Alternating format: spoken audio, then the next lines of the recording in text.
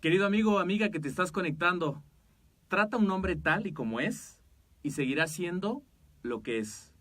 Pero trátalo como puede y debe de ser y se convertirá en lo que puede y debe ser. Esta frase nos inspiró para abrir el programa, una frase donde nos eh, podemos darnos cuenta de que todas las personas somos diferentes. Y esto es un tema que puede ser muy cliché, un tema que sí sabemos que todos tenemos ciertas capacidades, tenemos ciertas áreas de oportunidad, pero realmente tratar a las personas como pueden llegar a ser, verás cómo durante todo el proceso, tú como entrenador o como entreno, te vas a dar cuenta que vas a llegar a tus resultados. Y hoy estamos bien contentos porque estamos con el maestro Jorge Ramírez, coordinador académico de AMED, quien nos va a compartir hoy los 12 pasos para tener más niños deportistas, pero no me quiero adelantar aún porque quiero compartirte y recordarte que AMED con un clic, nuestro programa integral, donde están alojados los cursos y diplomados enfocados en los 4 pilares que te brinda la familia AMED. El primer pilar es la nutrición deportiva, el segundo pilar el entrenamiento, ya para el tercer pilar vas a conocer aspectos del emprendimiento y para el cuarto, desarrollo personal. Es una plataforma flexible donde te puedes capacitar en horario flexible, puedes tomar tus cursos desde tu teléfono, desde tu computadora y capacitarte en horario flexible. Y bueno, hoy estamos con el maestro Jorge Ramírez, él tiene la maestría en docencia y en administración para la educación superior, licenciado en entrenamiento deportivo y bueno, también conductor del programa Mentores para Entrenadores que se hace cada semana. Pues Jorge, ¿cómo estás el día de hoy? Excelente, César, pues muy contento aquí después del programa, pues para tratar este tema súper importante, que bueno, pues ya lo mencionas, cómo podemos tener a más niños deportistas y algo más importante que eso, deportistas felices, eso es muy importante. Claro, yo creo que eso es lo más importante, felices, que podamos transmitir esa felicidad de un deporte a un niño y ya sea independientemente del deporte que pues quizá a él le guste. Ahorita nos vamos a platicar un poquito más de estos pasos, pero pasa muchas veces, ¿no? Que si a mí me gusta un deporte como por ejemplo el box o el fútbol, quiero que mi hijo practique esa disciplina, cuando quizá a él lo que le guste es el voleibol o el básquetbol o el taekwondo. Entonces esos puntos los vamos a ver para poder concientizar y más que concientizar, para proponer una pedagogía deportiva distinta y con esta pedagogía que tu niño, que tu entreno pueda lograr sus objetivos, sea feliz y mejore sus capacidades físicas. Y bueno, pues el paso 1, ¿cuál es, maestro Jorge? Muy bien, pues la primera parte tenemos que entender que todo viene de una base, la base que es la educación física. Sí. Sabemos que en México está pasando por un proceso complejo en este ámbito. Tenemos ahí a los maestros del ESEF marchando para pedir que no se quite la educación física de la plantilla de materias de la SEP, porque es algo súper importante que el niño pueda realizar educación física y hacer una educación física desde un entorno más asertivo, de un entorno más feliz para los niños. Y bueno, esto le va a permitir al niño generar más experiencias. Entonces, bueno, la educación física va a ser la base. Podría venir también de la parte de la familia, de para qué me enseñaron a mí a jugar, etcétera. Pero bueno, debe de ser sobre esta base de la educación física para poder generar estos aprendizajes y hacer una persona más libre, más contenta, más feliz, etcétera. Ok. Algo que quizá muchos de mis queridos escuchas que ahorita se están conectando, que ya veo que aquí muchos comentarios se están compartiendo, es cómo empieza ese proceso para tener un niño deportista. ¿Por dónde empezar? Ya te lo mencionaba. Lo primero es generar una buena base de educación física. Tú no tuviste el mismo maestro de educación física que yo tuve, ni mucho menos las nuevas generaciones. Las nuevas generaciones ya hablamos de competencias, ya hablamos en tu generación por objetivos, pero nosotros venimos de una educación física que era más militarizada. Vino un enfoque deportivo, pero bueno, ha cambiado el enfoque en cada una de las épocas. La educación física debe de ser la base, porque es cuando el niño tiene que ir conociéndose, conociendo su cuerpo, conociendo el cuerpo de sus congéneres e ir socializando. Entonces esta sería la primera parte. para que pueda tener un buen niño deportista, necesito tener un niño que se haya cimentado en las bases de la educación física. Okay. Tener maestros de educación física de calidad y que, bueno, pues impartan la clase con las cosas que le gustan a los niños, que eso es algo muy importante. Ok, bueno, ahorita que lo platicaba antes, esta parte de que el papá o el hermano quieren integrar al hermanito, al hijo, a una disciplina que quizá a él no le guste. Claro. ¿Tú qué nos puedes compartir eso? Porque pues sabemos que en el Doyang, lo que haces día a día con con los niños en el taekwondo, pues quizá lo vives o te has dado cuenta, te has percatado de esas situaciones. ¿Qué recomendaciones darías aquí y por qué es importante ubicar al niño, a la niña, en el deporte de su agrado? Bien, tenemos que entender que el deporte está muy próximo a los intereses de cada niño. Como tú bien lo mencionas, bueno, pues a mí me metieron a jugar fútbol con los Gavilanes de las 6, pero pues creo que éramos un crack el hijo y yo, porque el profe decía, si siguen jugando mal, vamos a meter el hijo y a Jorge. Yo decía, bueno, pues ha de ser para salvar al equipo, ¿no? Pero no era para echarlo a perder más. No tenía habilidades para el fútbol. Okay. Hoy en día no las tengo, ¿no? Pero bueno, alguien le dijo a mi mamá, oye, pues ¿por qué no lo llevas a hacer karate? Y el karate me gustó mucho, pero ya fue una elección propia el que yo haya elegido el taekwondo como mi deporte. Muchas veces lo vemos en la película de Billy Elliot, que el papá quería que fuera boxeador, pero él tenía desarrolladas las habilidades para el ballet, él vivía el ballet. Y en una parte de la película que están entrevistándolo y se queda solo él con la entrevistadora, le dice, ¿qué es lo que tú quieres? Pues yo quiero hacer ballet y es que esto es lo que vivo, es mi pasión. Vuelve a entrar Billy Elliot y le dicen, ¿sabes qué? Lo vamos a ver. Y bueno, finalmente lo dejan ahí y al final pues una escena espectacular. ¿Qué fue lo que pasó ahí?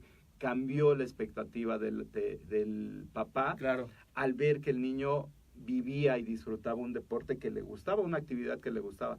Entonces, eso debe ser muy importante, el que el niño elija el deporte, que le pongamos muchas opciones, un bagaje muy grande de atletismo, fútbol, natación, pádel, capoeira, etcétera, pero ya que el niño elija y que él sea consciente de esa parte, de que es el deporte que le va a gustar, ¿no? Claro, y se nota. No al que le guste al papá, ¿no? Claro, se nota mucho porque, fíjate que yo estaba la vez pasada escuchando en una clase de mercadotecnia, ¿no? Que tiene que ver mucho con el tema porque hablaban de la cuestión de abrir tu propio canal de YouTube y poder compartir información. Y luego la gente dice, es que yo no sé qué compartir, ¿no? Me da pena, tengo error, tengo miedo escénico y equivocarme y que me trabe, que me quede en blanco. Y cuando te dicen la pregunta, bueno, comparte algo que te guste hacer. Claro. O háblame de tu hijo, o háblame de tu hija, o háblame del taekwondo, te vas a soltar a hablar. Claro. Y lo mismo pasa con los niños, ¿no? Así es. Les preguntas sobre algo, o más bien ni les preguntas y ellos solitos te cuentan, oye, que hice esto, y que me pusieron a hacer burpees, y que me puse a correr y me gustó.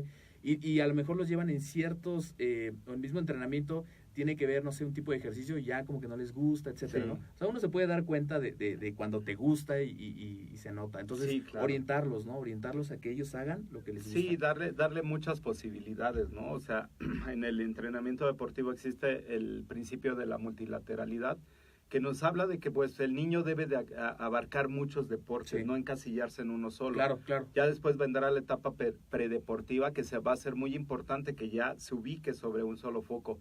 Pero en todo este proceso es muy importante desarrollar todo esa base, ¿no? Ahorita nos vas a platicar de eso más a fondo, más adelante traemos un punto que está excelente. Y ahorita me gustaría que nos compartieras, maestro Jorge, ¿cuáles son esas características del deporte que lo va a diferenciar del acondicionamiento físico? Bien, el deporte tiene una característica muy importante, que es que va hacia el rendimiento, va hacia el logro, va hacia lograr un tiempo, una marca, vencer al rival, etcétera. Tiene sus características propias, que es federado, elúdico, hedonista, agónico, pero el gran diferenciador va a ser esta parte, que el deporte va hacia el rendimiento. El acondicionamiento físico y la educación física van más allá de ese rendimiento, buscan la salud. El deporte muchas veces no va a ser salud, porque bueno, pues vamos a tener a deportistas que van a estar en etapas muy extenuantes, con cargas de trabajo muy prolongadas, y que incluso van a estar hasta mucho tiempo sin ver a su familia, pero se van a tener que ubicar sobre ese rendimiento, ¿no? La educación física y el acondicionamiento físico es completamente diferente. Se busca, sí, ese desarrollo físico, pero con el afán de fomentar la salud. Entonces, esa sería la característica principal. Ok, muy bien, perfecto. Bueno, aquí queda súper claro, creo que es un concepto que muchas veces confundimos, ¿no? Claro. Solemos confundir qué es la actividad física, qué es el entrenamiento, qué es el deporte, qué es el acondicionamiento físico, y cada tema es un... De hecho, en la clase de educación física los niños dicen, voy a mi clase de deportes, ¿no? Pero pues ahí hay que diferenciarlo, porque bueno, a veces culturalmente lo relacionamos así, pero sí, cada uno tiene sus características y sus objetivos diferentes. Muy bien. Aquí también, ya pasando, recuerden, vamos con el tercer punto, ya nos hablaba un poquito de esta parte de cómo inicia ese proceso para los niños en el deporte. Un segundo punto que es acorde a los intereses de ese niño, a los intereses y al gusto del deporte. Ajá. Tercero, esta cuestión de la diferencia del acondicionamiento físico con el deporte. Y ya pasamos ahorita a un cuarto punto que tiene que ver mucho con la pedagogía que hablábamos al inicio. Claro. ¿Qué hay de este punto y por qué es importante? Bien, la pedagogía en el ámbito deportivo debe de ser bien llevada, bien canalizada, porque muchas veces olvidamos que el entrenador no solamente desarrolla hábitos, no solamente desarrolla habilidades y destrezas, también desarrolla hábitos y valores en los niños. Entonces, tenemos que ver al deportista más allá de una persona que nos va a dar medallas. Tenemos que ver al deportista como una persona integral, en la cual, bueno, pues más allá del alto rendimiento, tenemos que ver a una persona que busca la salud, que busca autonomía, que busca desarrollar sus capacidades y potencializarse, pero sí, es muy importante esta parte de direccionar todo esto hacia el rendimiento, pero con esa conciencia de hacerlo integral para la persona. ¿Y ha cambiado esa mentalidad de los atletas de alto rendimiento? Claro. ¿Cómo es ahora? Hace muchos años, el atleta de alto rendimiento estaba enfocado, bueno, en mi deporte veíamos atletas que estaban enfocados hacia el logro, hacia la marca, pero era tal y como decía el entrenador, ¿no? O sea, tú tienes que hacer esto y decía así, profesor, y tan. No había opción, no había una manera de pensar ni de decir lo que siento, ¿no? O sea, ¿sabes qué? Vamos a ir a correr. Oye, pero ¿por qué no tengo ganas de correr? No tienes ganas, nada. Dijimos vamos a ir a correr. Entonces, ha cambiado actualmente porque el atleta, ya tenemos un atleta más pensante, ya tenemos un atleta exactamente más reflexivo en lo que está haciendo y más autónomo también, porque antes dependían mucho del entrenador. Pero ¿qué pasa? Llegan a la selección nacional y ya no vas a estar con tu entrenador que tenías 10 años con él y vas a estar con otro entrenador. Si creaste un vínculo afectivo muy, muy sólido, finalmente vas a decir, oye, no está mi entrenador, no me puedo desarrollar, y va a ser contraproducente, ¿no? Entonces, sí ha cambiado muchísimo y ya tenemos ahora atletas más pensantes, atletas que tenemos que desarrollar esas habilidades físicas, pero también las habilidades cognitivas, las habilidades intelectuales, etcétera, para que sepan resolver, porque muchas veces les damos todo y ya no los dejamos con esa posibilidad de que ellos resuelvan. Ok, entonces podemos como sintetizar lo de este punto, de esta pedagogía cognitiva constructivista, que tiene que ver mucho con la exploración de los niños en el deporte que practiquen independientemente de la disciplina, el ensayo, ¿no? Ensayo-error, ir midiendo esos cambios, y el descubrimiento guiado, ¿no? Que es con lo que nos comentaba. Sí es importante una guía, un entrenador, pero también dejar que el propio niño, que el propio infante pueda él descubrir por sí solo esas capacidades motrices, su motricidad. Y fíjate que ahorita hablando de la motricidad, si nos pudieras compartir esto, porque a veces también resulta como la duda, ¿no? Bueno, ¿qué es la motricidad?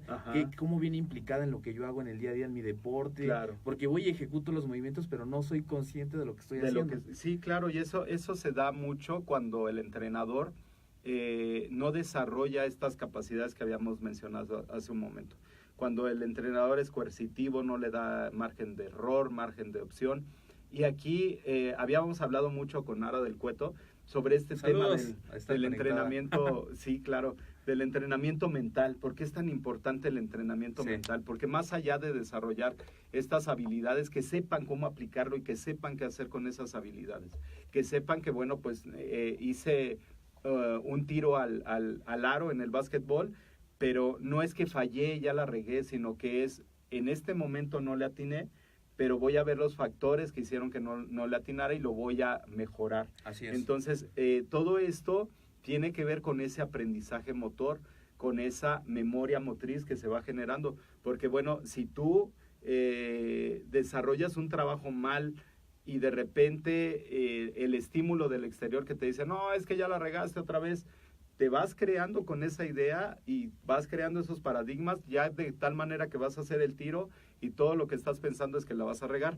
Entonces, no hay algo que motive al atleta a mejorar, ¿no? Entonces, te vas encasillando en eso y, bueno, pues finalmente no hay un progreso. Del otro lado, cuando hay un entrenamiento mental, el atleta sabe que si la regó, sabe que si no lo hizo bien, hay una posibilidad de mejorar, hay una área de oportunidad para hacerlo mejor. Entonces, esto va a ser muy importante para cimentar esas bases ya predeportivas, para que ya el chico tenga conciencia de lo que está haciendo y tenga conciencia de sus límites y de sus alcances. Así es.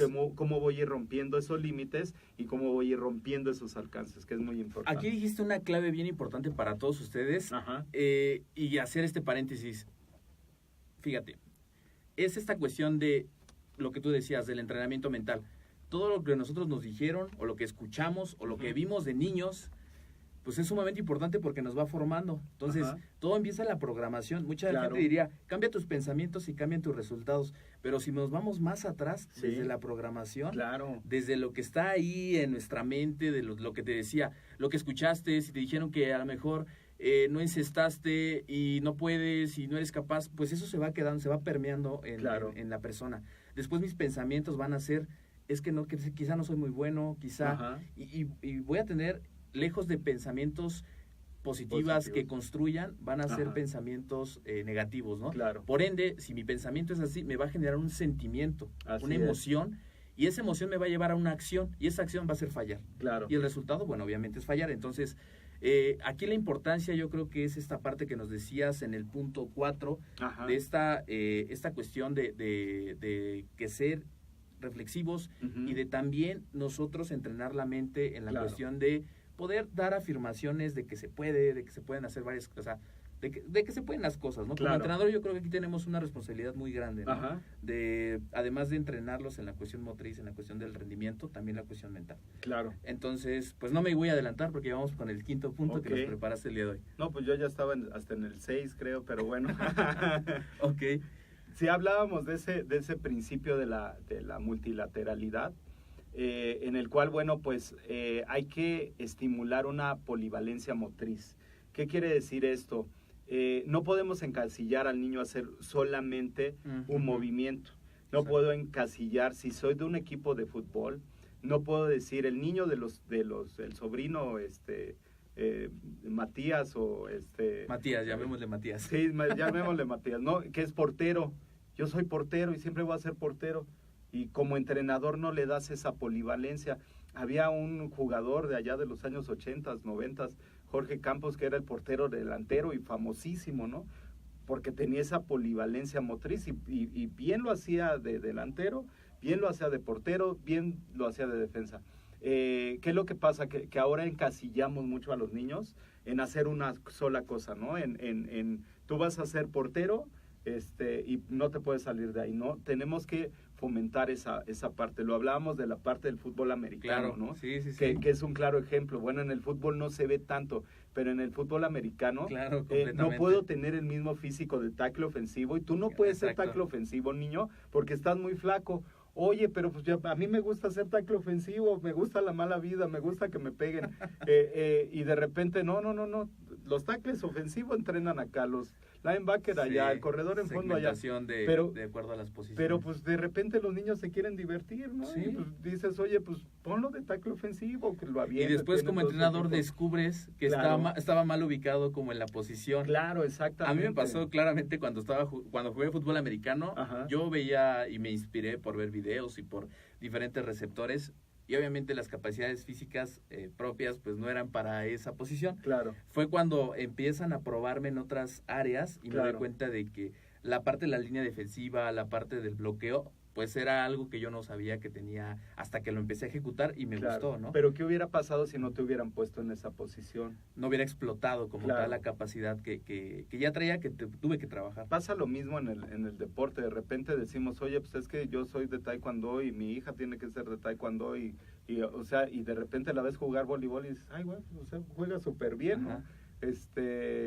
Pero bueno, desarrolló todo ese bagaje, ese background que le dieron las capacidades físicas condicionales y coordinativas, que las desarrolló súper bien, es lo que le sirve ahora para estar haciendo otro deporte. Entonces, tenemos que motivar a los niños a que no se encasillen en una actividad y dentro de esa actividad no se encasillen en una posición o en una especialidad de esa actividad. En el taekwondo tenemos formas y combate. Y en los años 80 y en los años 90, tú como competidor tenías que hacer formas, combate, ballet marcial, defensa personal y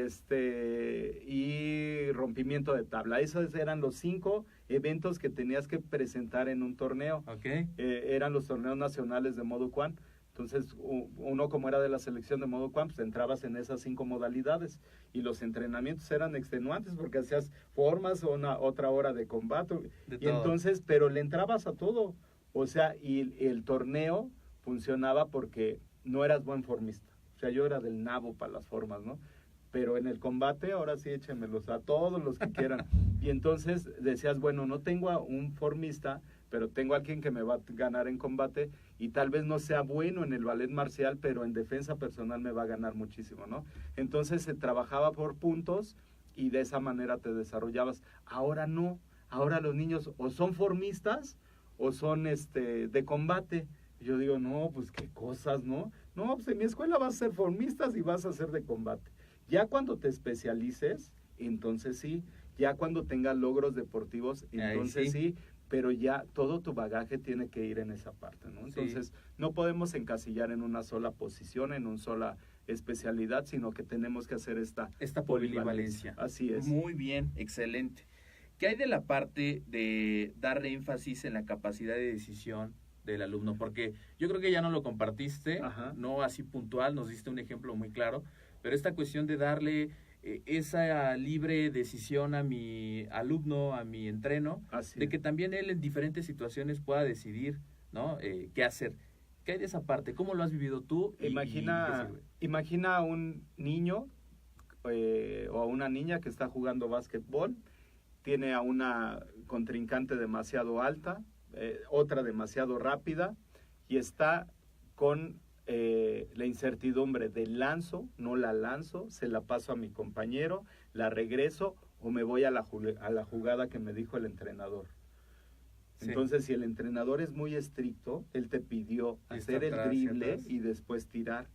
Pero sabes que en ese drible que ibas a hacer te ibas a enfrentar con la súper rápida. Claro. Pero viene en la jugada, no te puedes salir de la jugada, ¿no? ¿Qué es lo que pasa? Aquí es algo muy importante. El chico debe de desarrollar esa capacidad de toma de decisiones y saber si en esa toma de decisiones la regó, afrontar las consecuencias de haberla regado y de decir, la regué en esta, pero tengo un aprendizaje. O sea, eso es muy importante porque muchas veces nos fijamos en las jugadas, nos fijamos en estructuras, pero no desarrollamos todo esto.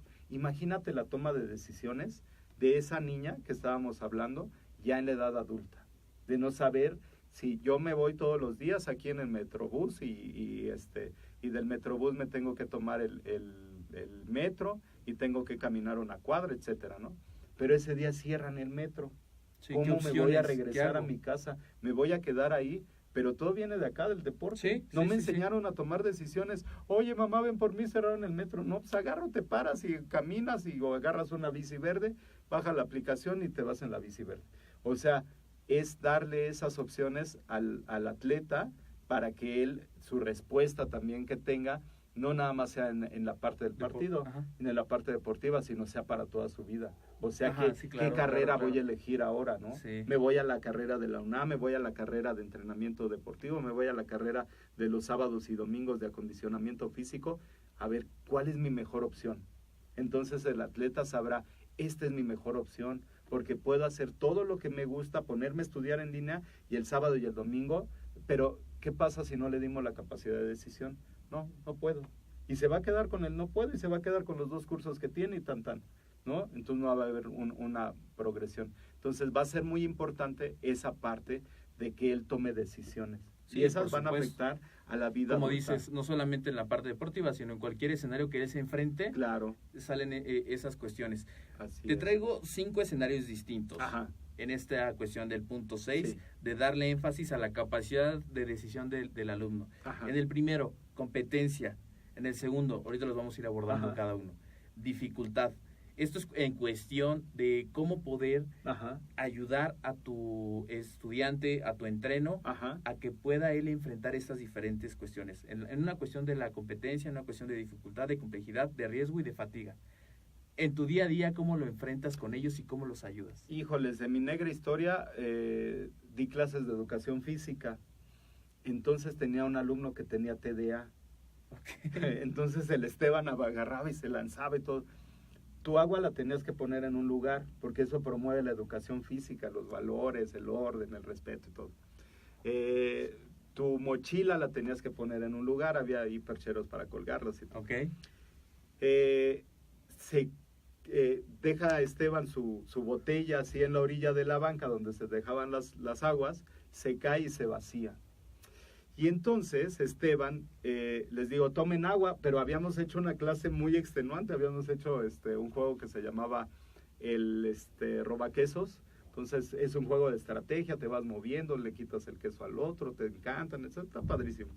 Entonces yo me divertía mucho con el robaquesos, de ver las estrategias, cómo decidían, cómo tomaban decisiones, cómo se hablaban entre ellos, cómo había un mensaje oculto ahí que les decía tú por acá, yo por allá, y que no podían hablar para hacer la estrategia. Acaba el juego, muy divertido todo, y tomen agua. Y a Esteban se le cae el agua, y entonces, profe, ¿puedo ir al baño? Y le digo, sí, puedes ir al baño. Agarra la botella, se va al baño y regresa, ya regreso y le empieza a hacer así. Le digo, ¿qué fuiste a hacer, Esteban? Pues fui al baño. ¿Tomaste agua de la valla? ¿De la llave? Pues sí, profe, no había de otra. Híjole, le digo, es que te van a salir lombrices en la panza y no sé qué. El chavo resolvió su problema de fatiga, resolvió su problema individual, resolvió su problema de orden, de no haber puesto la botella bien, resolvió muchos problemas con esa simple acción de haber tomado agua, de agarrar la botella, pelarse al baño porque no fue al baño, fue por agua, agarró, llenó la botella y regresó porque también pues como andábamos en esa onda de la influenza, no podían tomar agua ni les podían pasar agua a los compañeros. Entonces resolvió su problema, hizo sus estrategias y todo. Pero fíjate cómo te la da esa parte de haber de haber jugado un juego de estrategia antes, de haber dado esas posibilidades, de no quedarse, ay, pues es que se me acabó el agua, mi mamá no me trajo. No, resolvió, no es buscar las soluciones. Entonces, es algo muy importante y bueno, esa dificultad, complejidad, riesgo, porque también estaba el riesgo, ¿no? De que yo le dijera, a ver, pues, ¿por qué tomaste agua de la llave? Te voy a suspender o algo. Claro. Entonces dijo, asumo el riesgo, ni modo, me voy, pero pues, voy a calmarme la sed, ¿no? Entonces, muy importante ahí. Perfectísimo. Pues bueno, hasta el momento vamos aquí a la mitad. Llevamos para el punto 7. Recuerden que son 12 puntos los que vamos a tratar el día de hoy. Estamos con el maestro Jorge Ramírez, coordinador académico de AMED, y que además, bueno, también tiene pues una especialización en la cuestión del entrenamiento y un tema, verdad, bien importante para todos nosotros. Todos nosotros o tenemos un sobrino, o tienes un hijo, o entrenas niños, y es importantísimo conocer estos aspectos. Bueno, vamos para el punto 7, que tiene que ir mucho con esta pedagogía, ya de lleno a lo que platicábamos durante todo el programa. ¿Y qué nos traes de este tema? Bien, algo bien importante que debe de entender el atleta, pero más que el atleta, los familiares, es que el atleta va a perder el 75% de sus pruebas. Es decir, si soy jugador de fútbol americano, el 75% de mis partidos los voy a perder. Tal vez esta temporada me fui invicto. Sí. Ojo, gané todos los juegos, me fui a la final, la gané, ¿no? Les gané a los Bucaneros, le gané a los Cherokees, a los Vaqueritos, a todos. pero la siguiente temporada esos equipos se van a preparar. ¿Qué va a pasar? Voy a empezar a perder, pero no desarrollé una tolerancia a la frustración. La siguiente temporada va a estar más parejo. Si sacamos un porcentaje, el atleta va a perder el 75% de sus experiencias de partidos. Debemos desarrollar una pedagogía de esta conciencia, hacerlos conscientes que voy a ganar, pero que también está la posibilidad de perder. ¿Cómo voy a actuar ante esa derrota, ante esa pérdida? Va a ser lo más importante que me va a sustentar como atleta, como deportista. Entonces, tenemos que desarrollar esta pedagogía del fracaso. Claro. No es que les enseñemos a fracasar, no es que les enseñemos a que vas a perder y que, ay, bueno, te puedes equivocar, no pasa nada, ¿no? No. Tenemos que generar esa pedagogía de que voy a dar lo mejor que tengo, pero ser consciente que muchas veces no voy a llegar a tener ese logro. Pero de cómo relaciono ese logro, de cómo la enseñanza de esa situación adversa es lo que me va a dar una base para mejorar como atleta, como persona, etcétera. Entonces, sí, esa capacidad de resiliencia va a ser muy importante como la desarrollo. Claro, resiliencia es una palabra que muchas veces se escucha ya con más frecuencia, ¿no? Sí, claro. La capacidad de, y lo relacionan mucho con la cuestión de los metales, ¿no? Pero así es. Esta cuestión de cómo, a pesar de las adversidades, de las situaciones externas, cómo regresas nuevamente a tu equilibrio, ¿no? Así es. A estar en tu estado.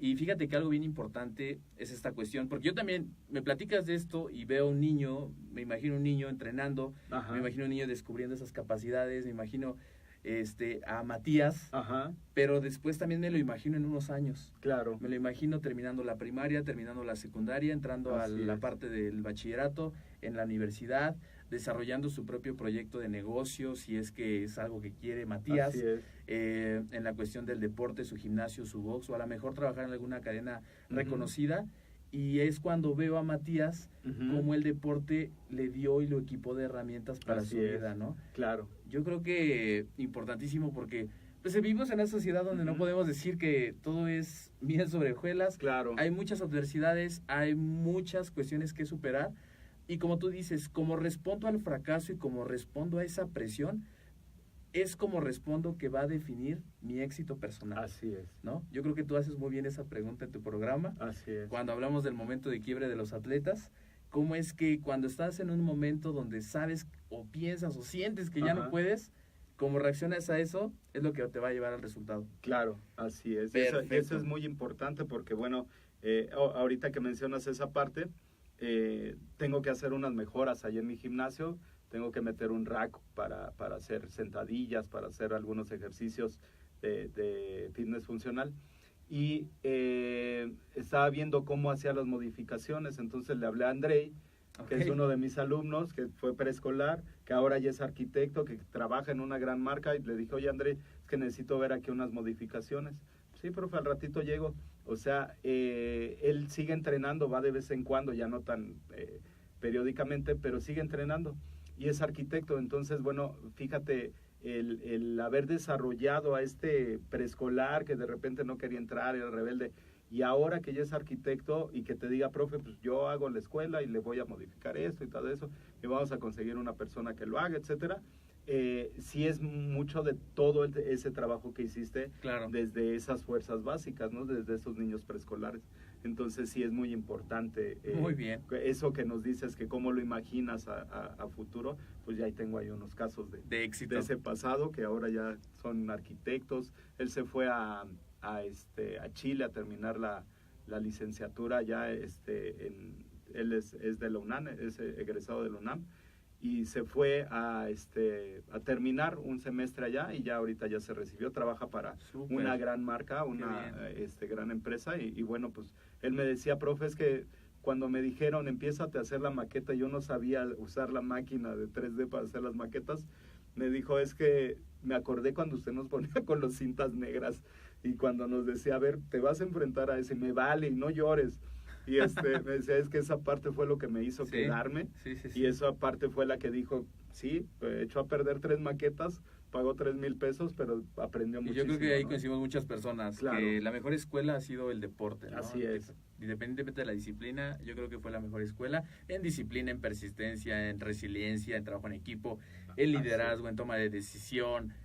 y podamos tomar, yo creo que todo un programa que después lo podemos planear Así es. para hablar de esta cuestión y cómo es que está analogado, ¿no? Lo Claro. que aprendemos en el deporte, en la vida cotidiana. Así Bueno, es. vamos ya para el punto 8, donde hablamos mucho también de la cuestión mental, Ujú. de esta cuestión que ya tocamos en un punto anterior.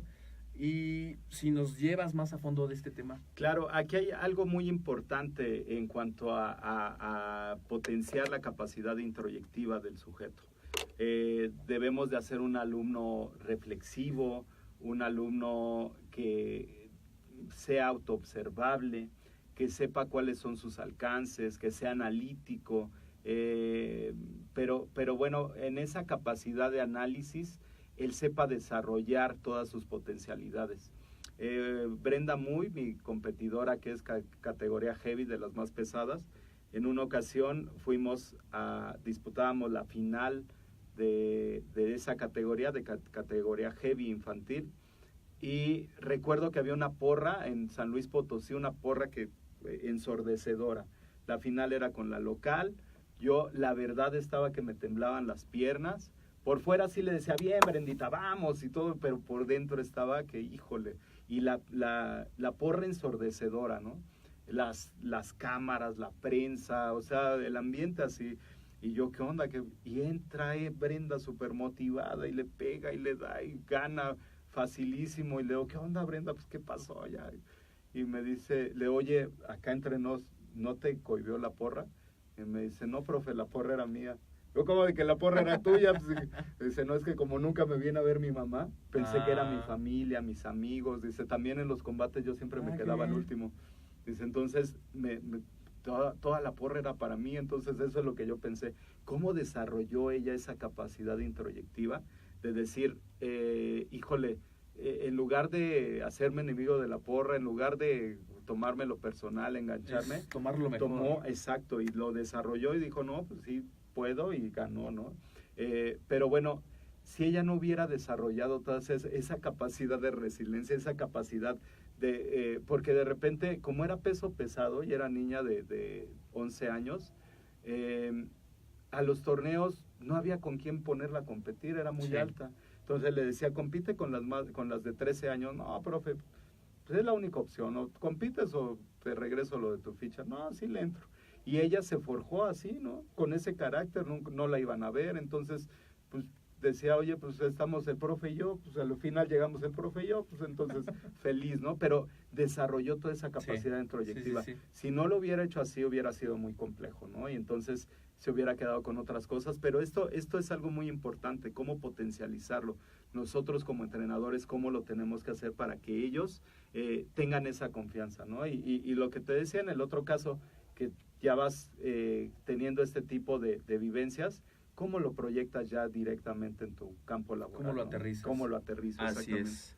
Pues excelente. Ya nos estamos acercando a todos los puntos. Bueno, a completar los 12, vamos ahorita en el 9. Hablábamos mucho también de esta cuestión del proceso pedagógico de integración y esa palabrita también, ¿no? Ajá. Que ahora también se conoce mucho, como bien decías, si bien es cierto, yo en una disciplina no me tengo que encasillar en alguna, tengo que estar buscando, pues, otras con el fin de también desarrollar pues diferentes capacidades. Claro. ¿no? Hablábamos del fútbol americano y que desarrollamos también diferentes capacidades con ayuda de entrenamiento funcional, nos ponían ahí a jugar basquetbol, pues son diferentes disciplinas que se interconectan para que el deportista pues sea más entero, ¿no? Por llamarlo de esa manera. Entonces, en este punto del proceso pedagógico de integración, ¿a qué se refiere? Aquí tenemos que hacer varias equiparaciones. No podemos segregar o de alguna manera dividir grupos de niños y niñas. No podemos dividir a niños de cierta edad con niños de cierta edad. O sea, sí llega un momento en que hay una categoría que se deben de ubicar en esa categoría. También en un género, tienes que competir los niños allá y las niñas acá, pero debe de haber una equiparación sexual. ¿Qué quiere decir esto? Que el entrenamiento, el proceso de entrenamiento y todo eso tenga que ver con que se evite esa separación de niños y niñas, de hombres y mujeres, que se ocupe un lenguaje adecuado para los niños y para las niñas. También debe de haber una equiparación étnica. Aquí en México no se da tanto, pero en otros países que tenemos a niños de China, niños de latinos, niños morenos, de piel negra, etcétera. A veces los segregamos, ¿no? Y decimos, no, tú no juegues con él, etcétera. Debemos de evitar eso, ¿no? Es muy importante para que se haga un trabajo integral. También la equiparación cultural, debe de haber una equiparación cultural. Digamos, aquí en nuestra ciudad, a veces las mismas colonias marcan diferencias, ¿no? Pero esa diferencia pues no debemos de remarcarla nosotros como entrenadores, sino ver que los niños, bueno, tú ves a los niños jugando, ves a los niños entrenando y no sabes quién tiene mayor nivel económico que el otro. O sea, tú los ves entrenando y todos entrenan igual. Eso es lo que tenemos que fomentar.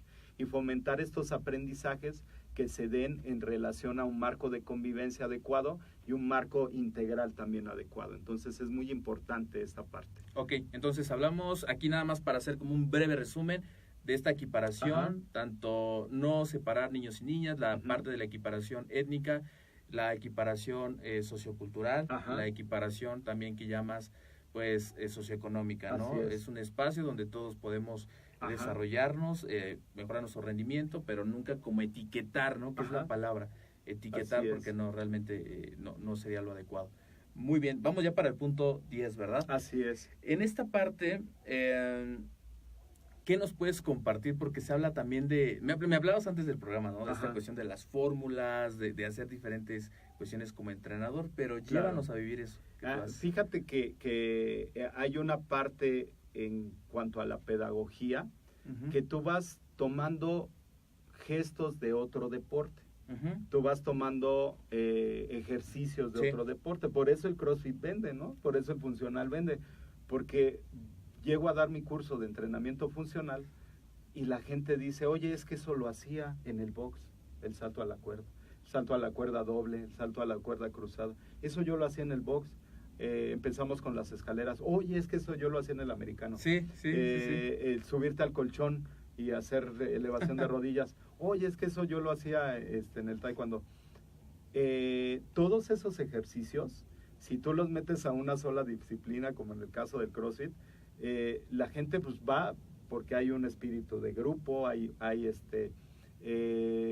un trabajo exigente, pero algo bien importante, que hay trabajos de fuerza, de resistencia, de velocidad, de agilidad, de diferentes deportes. Aquí es muy importante, como entrenador, que no te encasilles solamente en una cosa, sino que el niño puede hacer ballet, como lo hace el maestro Zúñiga, que es el coach de los niños gigantes de la montaña, que le mando un saludo porque muchas veces está conectado, ya lo invité, espero que acepte la invitación para asistir al podcast.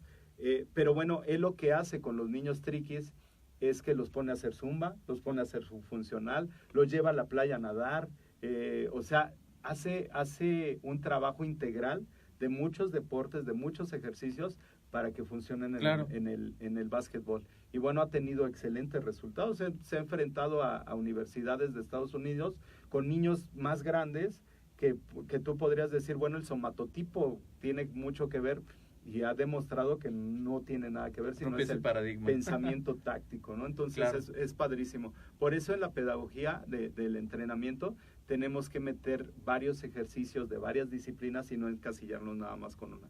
Les ponía a mis alumnos el día de ayer, pusimos unos tábatas en taekwondo con la bocina y todo, y hace algunos años eso era sacrilegio, ¿no? Meter una bocina, un doyang era sacrilegio.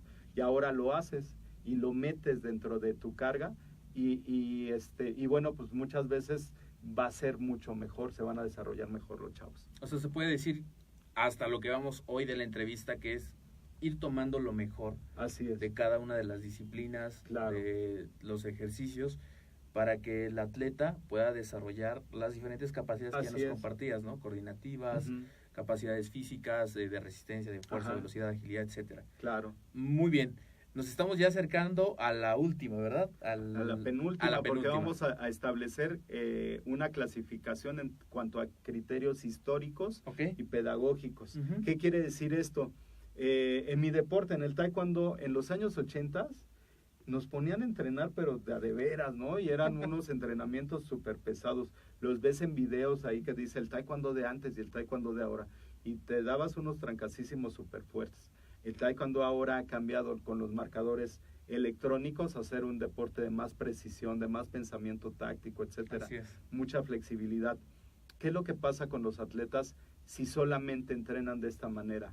Van a perder esa garra, van a perder ese enfoque, van a perder ese sacrificio que marcaba ese tipo de entrenamiento de aquella época. No podemos aislar uno de otro. Si haces un híbrido de eso, tienes atletas ahorita en selección nacional que vienen de esa base. De la vieja escuela. Exactamente, pero ahora con lo moderno y con lo práctico. Entonces hay un Iker Casas por ahí que también le mandamos saludos. No nos va a ver, pero después sí nos va a ver ya cuando regresen a México, que ahora tienen que enfrentar un evento en Ámsterdam. Después se tienen que pasar a España, después a Italia, y hacen varios competencias en 15 días. Si no tuviera esa base de haberse enfrentado a esa exigencia deportiva que le daban con ese tipo de entrenamiento de los años 80 que hacíamos muy extenuante, y me decían, todos me criticaban y me decían, no, es que la parte de la técnica se tiene que trabajar, que no haya fatiga. Y no. A mí, yo los trabajo todos en fatiga, porque pues no nos daban chance de ocupar el doyang en esa hora porque había otra clase, y decía, primero lo saco a correr, primero la parte física y después la parte técnica, no puedo hacer otra cosa, ¿no? Entonces lo hicimos así.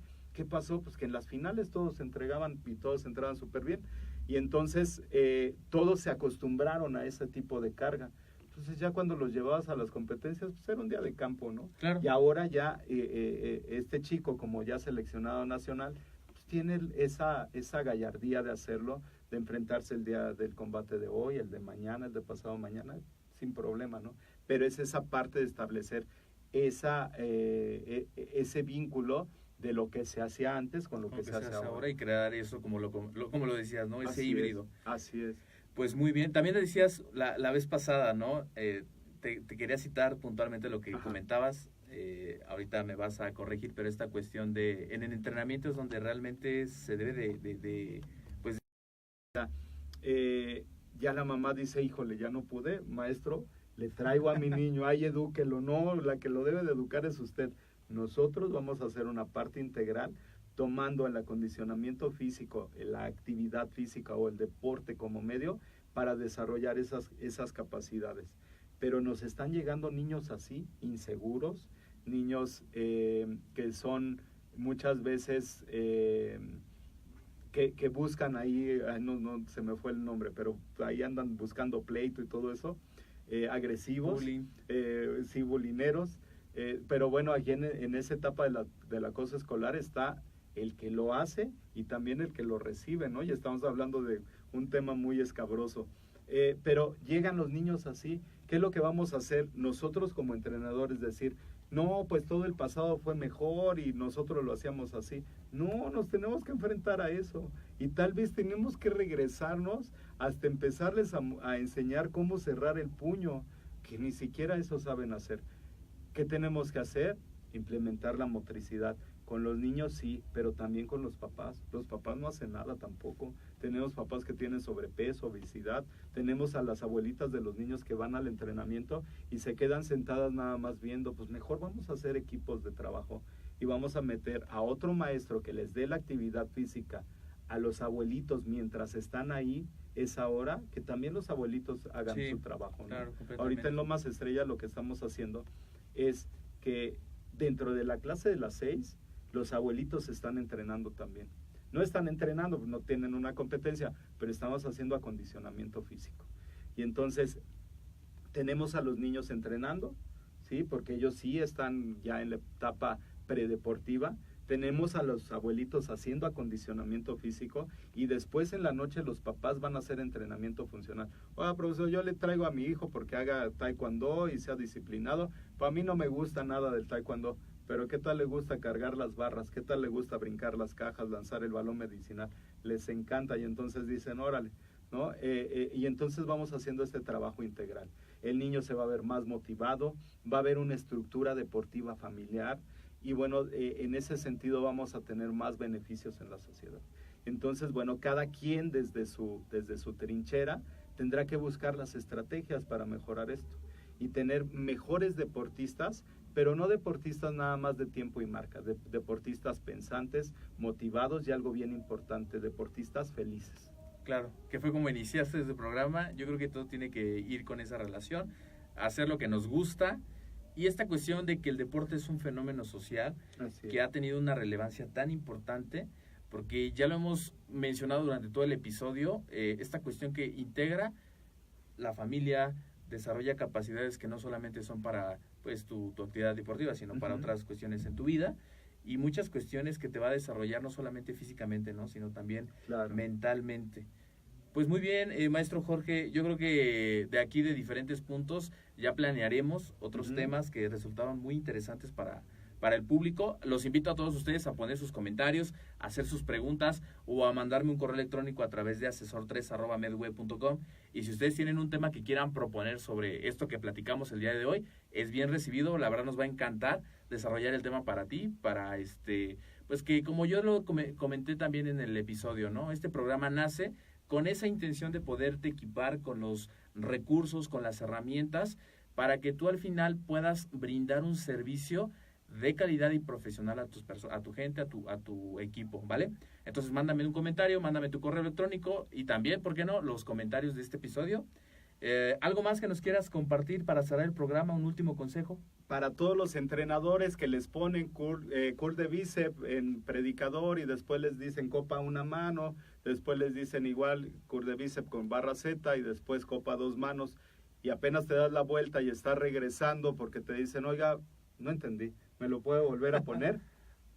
Regrésense a la educación física, regresen a lo básico, regresen a empezar a esas personas de entre 35 y 45 años, que fue muy complejo nuestro proceso, no teníamos maestros de educación física, nos aventaban un balón, regresen a lo básico, regresen a la movilidad articular, regresen a las cuadrupedias, regresen a los saltitos, regresen a trabajar con la mano derecha y la mano izquierda, una para un lado y otra para el otro, regresen a todo eso. El regresar a esos básicos va a hacer que tengan mejores entrenos, que sean capaces de coordinar, y eso va a desarrollar más fácil sus capacidades condicionales, así como las coordinativas.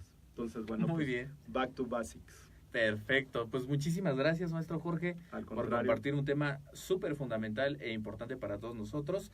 Recuerda que hoy hablamos sobre estos 12 pasos para crear y para tener niños deportistas. Hoy nos compartía el maestro Jorge este tema. Y bueno, recuerda por último que mi correo, ya te lo repetí, asesor3@medweb.com. Si quieres conocer más de este tema, puedes visitarnos a través del sitio web www.medweb.com, y también suscribirte al podcast. Suscribiéndote al podcast es muy sencillo, te van a llegar las últimas avisos o notificaciones de los episodios más actuales que hemos subido, tanto en SoundCloud, tanto en iVoox y tanto en iTunes. Ya dependiendo del sistema operativo que manejes, tú te puedes suscribir y escucharlos en tu tiempo libre.